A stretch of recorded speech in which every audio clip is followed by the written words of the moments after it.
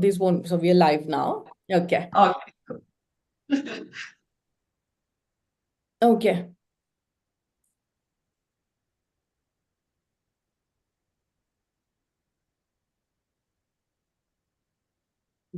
Good afternoon, everyone.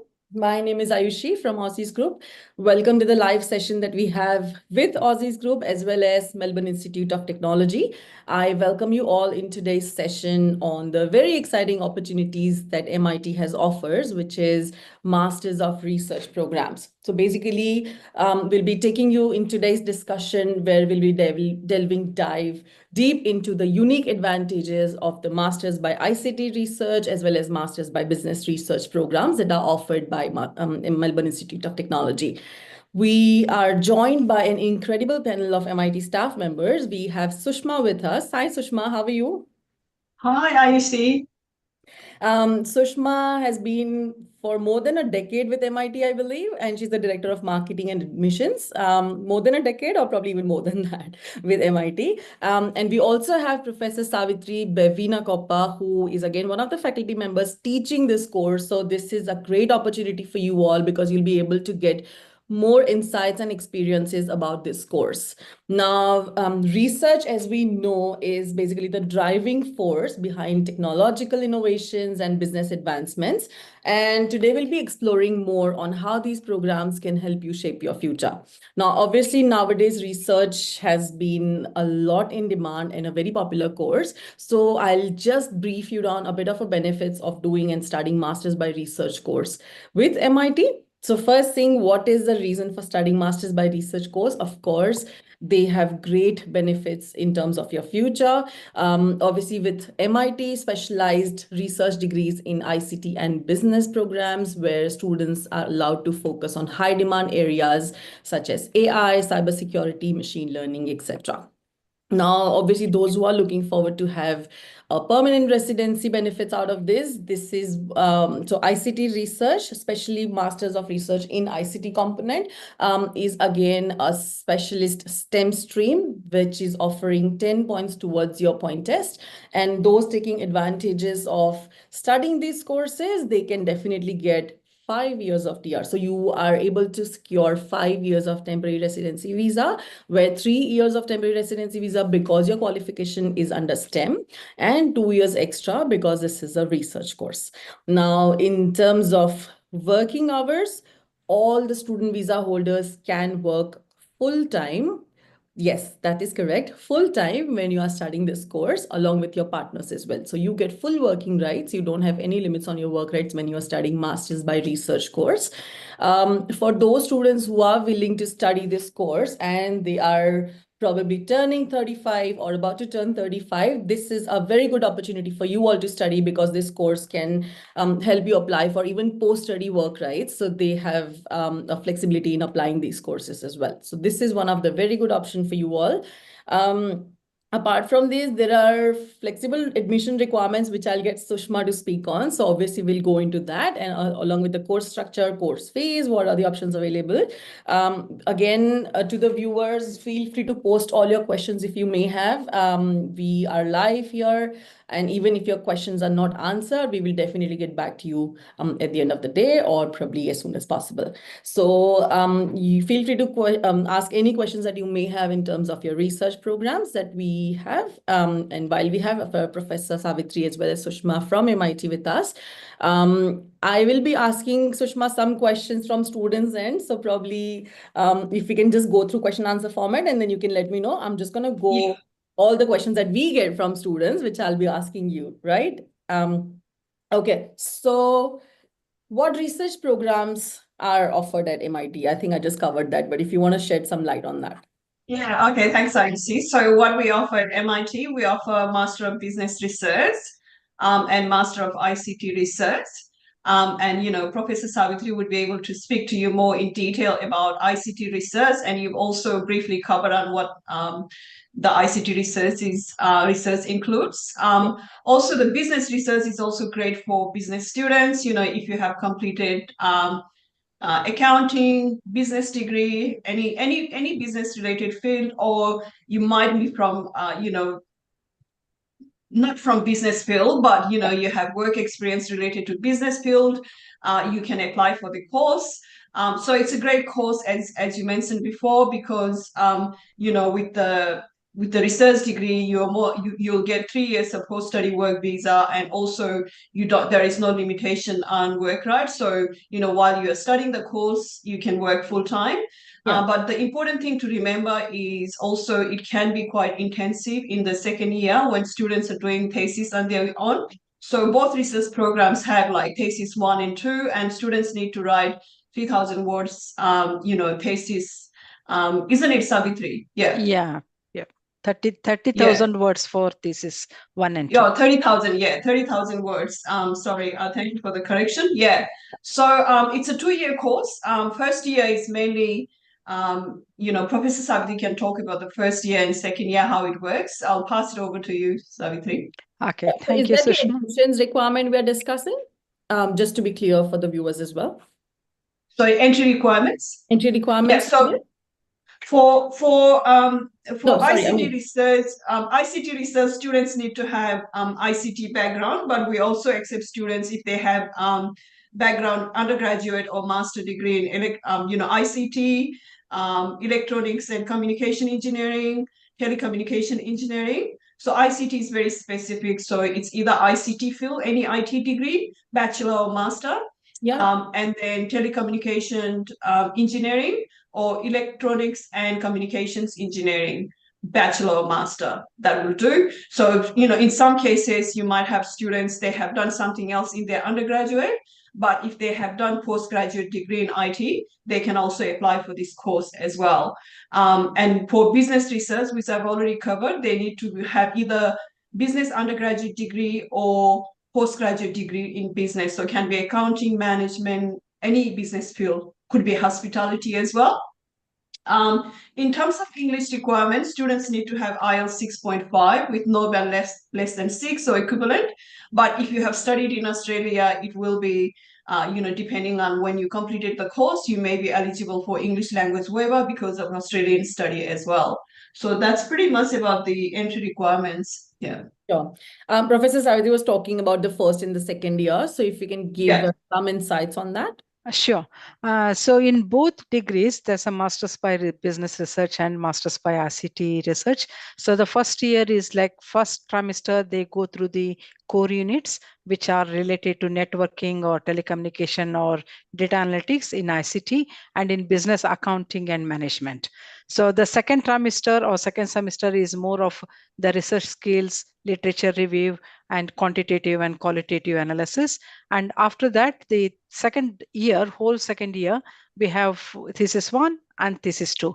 So thesis 1 is normally 15,000 words and thesis 2 is 15,000, which together is 30,000 words. Okay. So they would have to prepare this thesis by the end of the year or by the end of the year, or it goes No, actually, the first thesis they had to complete by end of third trimester, and fourth trimester is whole thesis. Okay. Thank you so much for that. Now, so the other thing I want to mention, Aayushi, is that about the research supervisors. So, we have, all our research supervisors have PhD, of course, but then we have students really get that one-on-one supervision, which can be quite hard to get in other universities. And the reason for that is because, of course, we have a smaller class sizes and students get that support. And it's very important while they're doing a research, because especially in their second year, oftentimes they are on their own, right? So because of that, it's very important for us to make sure that students have access to supervisors whenever they need to.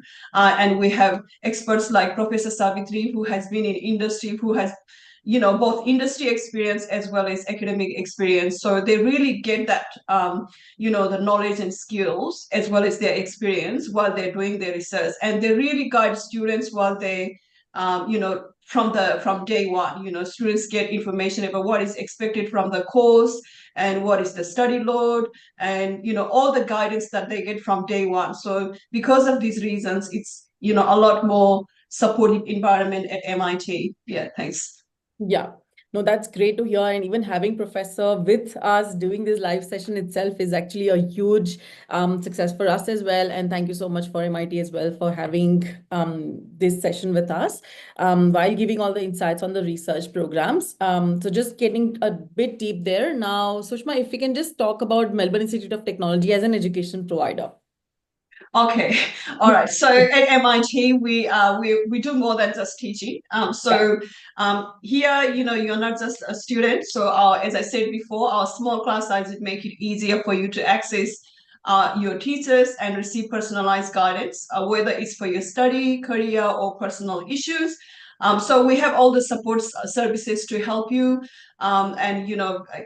support services to help you. And the other great thing about MIT is we partner with leading industries when we design our curriculum. So all our courses include subjects like, industry-based projects, and that really give them the experience, practical experience that students need while they're studying the course, So they don't just, when they graduate, they don't just complete the course, but they will also have the experience and they're ready to join the workforce. So really they're graduate ready when they complete the course.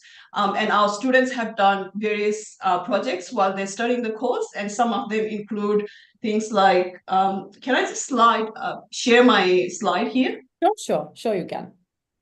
So because I just want to give you that experience because, a testimonial from students, so you'll have understanding of what industry-based project is like. Yeah. Sure. So let me just share my screen. And that is actually. I can't share the screen. Okay. It says disable the participants' screen sharing.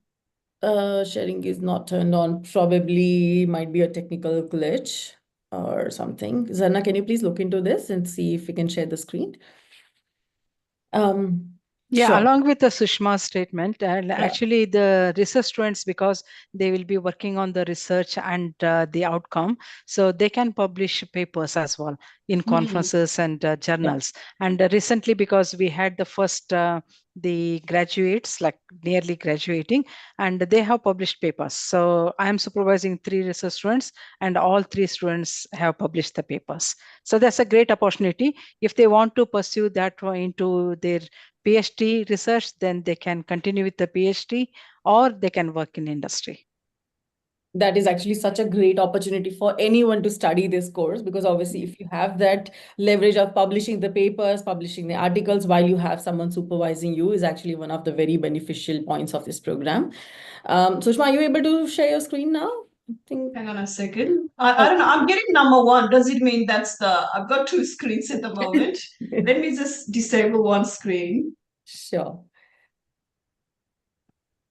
Anyways, meanwhile, we are talking about MIT. I know because a lot of our students have successfully completed their courses, and even they have had some huge feedbacks, great feedbacks for MIT. They've enjoyed their experience thoroughly studying there. And obviously the graduate outcomes are amazing because a lot of them have secured the position into their own field. So we testimony this thing with MIT because we've been standing with MIT for a long period of time.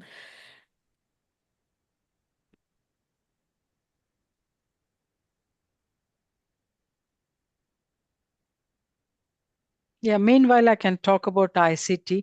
We have 3 clusters, and the first cluster is cybersecurity and networking, and second one is telecommunication engineering, and third one is data analytics and AI. Sure.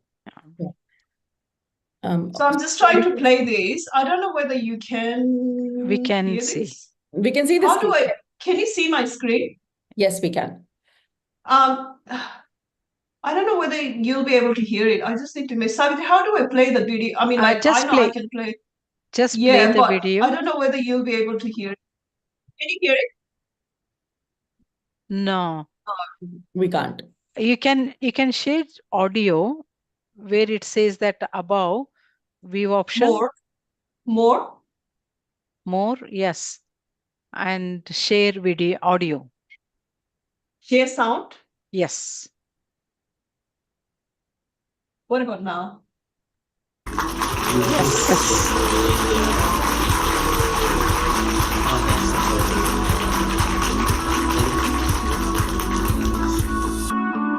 I've been at MIT for 2 years. I've just finished my Masters of Engineering. So I did my capstone project with eShepherd. I developed Edge AI for animal behavior monitoring. This is in part of my passion for the environment, as I hope to be able to provide improved efficiency for livestock industry. I've had a great time at MIT, and the lectures and the courses that I took here, they all took a part in me building my skill set to develop this capstone project. That's great. That's great. So that's just a little bit of highlight about our students' experience. So I'm just going to close Sure. this That was a great slide. testimonial from someone who's actually done the project himself. While we are talking about this course, Sushma, if we can also shed some light on the fees structure and what are the upcoming intakes for this program? Okay, so for this course, we have 3 intakes. So Yeah. March, July, and November. Yeah. So the next intake for this year is November. As you know, next year, we don't know. There's a lot of changes coming. Yeah. Yeah, so but this year, you still have a time to apply for November intake. Yeah. The tuition fee actually, the tuition fee may change next year, but this year is much more affordable. So it's 11,000 per semester. As you know, the course duration is 4 semesters. Yeah. That's great because 11,000 per semester is very competitive, even for someone who's studying Absolutely, a yeah. master's program Yeah. can actually get into Masters by Research program. Yeah. Now, can we encourage applicants from offshore to study this course? Yes, of course. Yeah, both onshore and offshore. Yeah. Okay. Okay. And if you can talk about some advantages of studying this program at MIT in terms of the industry engagement, the project opportunities, which we just actually had a look into, or does this program have any work integrated learning options? Savitri, would you like to Yeah, talk that's about true. that? Yeah, some of our students are working on the industry-based research, and some of them are in collaboration with the industry. They are doing some research. So there is a possibility of having work integrated learning. But having said that, in the first year or the first semester, where they are going through the core units, and all of the core units have work integrated learning. So what we have is a tutorial, and each tutorial has got like the case study, industry case study, and they go through the open case study and they critically analyze and they provide the solutions of it. And as part of the research in MR603, that's the second year, so they can work on the industry based project as well. So basically, there's a lot of opportunities for them to work with the industry. Working within the industry. That's great. So usually these opportunities come in the second year or in the first year itself? In the first year itself. Okay. Yeah. So first year is more sort of learning as well as industry placements, whereas second year is more sort of doing a research thesis and preparing one. That's right. Is that right? Okay. Yeah. That's pretty much the course structure that Professor has already discussed with us before. Now, one question we always get from students is whenever we hear Masters by Research program, there's always one thing that students think about is the proposal that they have to prepare for entering this course. So just wanted to make sure that, is there any proposal requirements with MIT? No, they don't have to prepare proposal beforehand. So once they come in here, we provide all the course details and things like that. And in the first semester, they will be given the guidance how to prepare the proposal. So they don't have to prepare before they enroll. So once they enroll, we'll provide all the training and the services what is needed, then they can write the proposal. Okay. Now, how does this course hone students' research skills? Like, how does it smoothes them or, sharpens students' research skills, basically? Yeah, so we do have units which are based on the research skills and literature review and the qualitative and quantitative methods. So that provides them with the training what is necessary to sharpen their research skills. And as they start working on the proposal, and in the second semester and the third and the fourth semester, they should be able to work independently. So always there will be a guidance, as Sushma mentioned. So in second year, so there will be one-to-one meeting with the supervisor. So that allows them to work very closely with the supervisor, and they can approach the supervisor as soon as possible, and they are there 24/7. That's So so good to hear. 24/7 they are there. Also, if you can just talk a bit about the core and the elective options available for this course, like is there any specific core units that they have to select or electives that they have to select or, yeah. and At how? this moment, yeah, the first semester, normally there are electives. So depending on their interest, whether they want to go into the cluster, main cluster, whether cybersecurity, AI, or engineering, and even in business, it's accounting or management. So they can choose 3 electives based on Okay. their cluster. And after that, there are 3 core units, which are mainly on the research skills and the literature review. So after that, whatever they have chosen, so based on that one, they will be doing the research. They'll be doing that. Now, let's say if they opt for ICT research, obviously that is more sort of. So, is that too much of technology intense focused course or a mixed of practical? No, it is, we do have some of the students who are coming from the different background, which is the electronics or the communication and computer system engineering, computer science, IT. So they can able to study these 3 electives based on their interest. And then once they get into that one, and it is not any difficult task to adapt to the research area. Okay. That's great. Now, obviously, when a student is studying this course, their main concern is what are the hours per week that they have to concentrate on this program. So, like, is that like a full-fledged, full-time dedication of study that they have to do? Because obviously it does give a flexibility of full-time working rights, but obviously I would not suggest them to do so if they are enrolled for this course, because obviously they will have to give certain amount of hours to the research course. Now, would you reckon there will be certain hours The that are, first year, definitely it is same as other courses. So yeah, because they'll be enrolling in 3 units and which is equivalent to the 3 days a week. And so it is like 5 hours per unit. So yeah, 5 hours times of 3, and then it is the same similar to the other courses. In second semester, normally they have only 1 hour supervision, but other than that one, so normally it is expected to study 40 hours per week expected, but it's flexible, so they can study anytime. So it doesn't have to be weekdays, weekends, and things. And so it's a very flexible hours they can study. so roughly if we consider 40 hours a week, how many days would you say they'll have to? It's normally 3 to 4 days Okay, a for week. the classes? Yeah. Okay, sure. And also if you can talk about some career opportunities for students after the completion of the Masters by Research course. Yeah, there are a lot of opportunities for them, as like if they want to pursue PhD, then they can enroll in a PhD studies. Yeah. And many of our students, even Master of Networking, Master of Engineering students, they have enrolled in PhD based on the two capstone project. But because this is a Masters by Research, so they will be able to get the enrollment in Doctor of Philosophy very easily in any of the universities. So that's one option. The second option, they can get into the network engineer, cybersecurity analyst, and security specialist, data communication, or data analyst, data scientist, and AI, so telecommunication engineer. So there are a lot of opportunities there. Okay. Now, how does the program ensure that students' research is aligned with the real world industry needs, like particularly the high in demand AI courses and cybersecurity courses? Yeah, that's a good question actually, because we don't do research very in depth in one area. We normally it is applied research. So what we do is like normally we have a core research applied on industry application. So Oh, such as one of the 3 students, my 3 research students. One research student has done cybersecurity in healthcare industry. So that is applies to the hospital.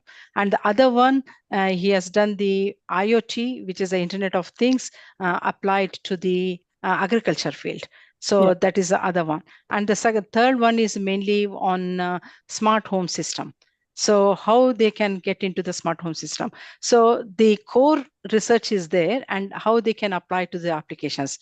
That's how they can relate to the industry applications, and it will be useful for them to get into the industry easily. Oh, great. That's great. Yeah. I know you've already rehashed this a bit, but I'm just going to ask you again if you can just talk about a mentorship and the guidance students receive from the faculty members at MIT for this research journey. Okay, so as Sushma mentioned, so all of our staff have doctorates. Yeah. So that indicates that they have already done the major research, they have experience, and they have the industry experience as well. So they should be able to guide the students very easily. And not only students session, like a professional development sessions, we do have a professional development session for staff as well. So such as supervision, and if they are very new to the supervision, normally we ask them to work as an assistant supervisor, and there will be a principal supervisor as well, those who have experiences. And we have the main thing is like a 3 clusters are the leaders are myself in the cybersecurity, and Professor Johnson Agbinia is the cluster leader for engineering, and Professor Adel Alzumali, so he is the professor for data analytics. So each one, we all three of us worked in university previously, more than 20 years. So based on the, and previously we supervised PhD students and master students, and we all have an industry experience, and we become the principal supervisors, and we have other supervisors have as well, those who have the previous research supervision experience. So the most of our staff are equipped to supervise. So it's not like the fresh PhD holders or anything. So with the with the experience, we can supervise them very easily. Yeah, that's great to hear. Now, you know how you said that most of your students have turned their aspirations into studying PhD programs as well. Now, let's say if they complete Masters by Research, are they pretty much ready to delve into PhD programs? So they want Very to easily. have very easily. Okay. Yeah. So they can navigate themselves into studying the PhD as well. That's right. Okay, all right. Sushma, one question for you now, just quickly, what are the facilities and the resources that MIT provides for the research students? Obviously, like what labs and softwares or databases? I think this question can be answered by any of you, but I think Professor Savitri would know better. I mean, in terms of facilities, we have a separate, lab room for research students only. So they have that separate access. They don't have to share with other people. But in terms of, access to databases and things like that, I mean, all MIT students have access to all the latest databases and technologies. But Professor Savitri would be able to elaborate more on what's available for research students in terms of technology there is and correct, facilities. Yeah, we have a dedicated lab available in Melbourne as well as Sydney. So the research students can go there and they can work anytime. And we do have the lot of softwares which are available, current technologies, which is AWS, Azure, and data visualization tools, Power BI, even some of the equipments. Even we have a one room size drone available. So at this moment, we can't fly that because we need a license. But if they want to use it, if they want to program, it's available. So a lot of equipments are available there. Lot of facilities. Okay, and just jumping back to my last question, does MIT how does MIT help students network and build relationships with the industry professional during their research program?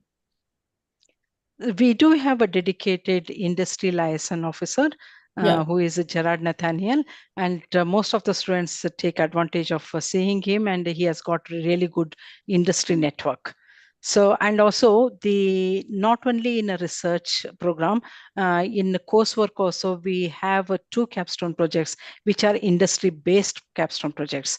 And we have already got a collaboration with many industries, and we have more than 250 students per trimester who are working with the industry at the moment. So if there is any need, if there is any opportunity for the research students to work with the industry, we are equipped. So we can provide that networking. Great. This is great. Anything else that you would like to add from your part for the students looking forward to study these courses? Yeah, at this moment, we have the first, the graduates. So who are like, I think from ICT, there are more than 15 students, and they are all did well. And most of them have published papers, and most of them are already working in the industry, and where they can continue full time there itself. So yeah, there's a great the facility we have here, and great opportunity for any of the students to come and enroll in ICT research. Yeah, no, that's great to hear. And this was a great session because obviously there were a lot of insights about doing research programs, what are the industry benefits out of it, what they can gain from this. Thank you so much for giving all these information. We jump on the question answer session. I think I've covered most of the questions. Yeah. I would just speak about the ones that we haven't covered. So I think Chandrakant's asking, Masters by Research in MIT, 2 years course fees and any scholarship provided. So as we discussed, I think it's 11,000 per semester, but obviously subject to change. With the, yeah, that's 11,000 per semester with scholarship. Yeah. That is with scholarship. Yeah. So this is again subject to change for 2025, correct? Yep. Okay. Huda's asking what kind of support and mentorship can students expect from faculty when working on the research projects? We have covered this, but if we have covered that already. Yeah. Yeah. And there are a couple more questions where we've pretty much covered the sessions while we're doing. But anyways, any more questions that you guys have, you can pose the questions even after this session. And again, we'll get back to you with the answers. And if you have any questions related to Masters by Research, feel free to ask them, post them, and we will definitely get back to you. Just to rehash quickly, obviously, thank you so much, first of all, for giving your time, Sushma, as well as Professor Savitri. And obviously, this means a lot to us and obviously our viewers as well, where they have a lot of insights on the research program. Actually, some of the things that even I didn't know about the research programs that Professor Savitri has just given an insight on. So obviously by doing this course, it'll be a STEM qualification, which will avail 10 points towards your permanent residency. It gives you up to 5 years of temporary residency visa, where 3 years you can just get a normal TR and 2 years for the research study. There'll be flexibility work rights, where there is no bondage on the working hours. You can work as much as you want along with your partner. Both of you have full working rights. Obviously the course fees is 11,000 per semester, which is for November 2024 intake, which is again quite competitive if you're looking forward to study these courses. The admissions criteria are simple and not too complicated, whereas obviously case-to-case basis, they'll look into it. However, you do not require a research proposal to study this course. This is one such great thing because obviously, as I mentioned before as well, students are too scared to do the research proposal as they're not sure on how to mention things and what to mention in the research proposal. So that simplifies for them because obviously they are research proposal ready once they enter into the next year. And obviously the course structure itself is amazing, where first year you have to attend 3 days classes, and the second year is more sort of on the thesis work. So you can fully concentrate on your thesis, on your research, and prepare yourself accordingly for the future. Is that correct? Have I summarized that? Yeah. No, just one more correction there, Aayushi, with regard to the post-study work rights. It's just a correction because we need to be very accurate with regard to compliance and the information we provide to students. So basically with the research degrees, whether you do ICT research or business research, you get 3 years of post-study work visa as opposed to 2 years for master's degree. So it's not 5 years. So, and plus, of course, because the 2 years of the course, they can work full-time. So in a way, it's like it's 5 years of work rights, but it's not 5 years of post-study work visa. Okay. Just a correction. Yeah. So for any nationals who are looking forward to study. I think it was 4 years, so we'll still double check with one of our migration. The appropriate information. I believe for Indian students, they might get extra post-study work visa, but for other students, it would be 3 years plus. While they're studying the course, they have unlimited work hours, provided they can manage the study load as well, because it's not just enrolling in a course. They need to come to class, they need to do a research. So it's not going to be just walk in the park, that's what we want to. It's a research degree, and they go on to, they go to academia or do a PhD. So there is a demand for that. So it's not going to be very easy. That's what I'm trying to say. Yeah, of course it won't be, because obviously you are studying something which is AQF 9 plus higher. So obviously this is again a high level course. It's more than a master's. So obviously it's a research degree. So don't understand that you just have to enroll for the course with flexible options and not studying. No, that is not going to be the case. But obviously you'll have to have good dedication to study this course. And obviously it gives a great outcomes. There are great perks of studying this course. So of course. Anyways, we don't have any more questions now, but we can definitely endeavor to get back to you all. If you still have any questions, if you're just looking at this video later on, we will get back to you. Thank you so much, Sushma. Thank you so much, Professor. Thank you. It was great meeting you both. And thank you from Aussizz. And hopefully, thank you to all the viewers as well who've been part of this session. We'll be getting back to you with more such information, loaded videos, and probably will give you more insights on the courses in the industry and the education providers as well. Thank you. Have a good rest of the day and probably enjoy your long weekend then. Thank you. Yeah, thank you, Aayushi. See ya. See ya. Bye.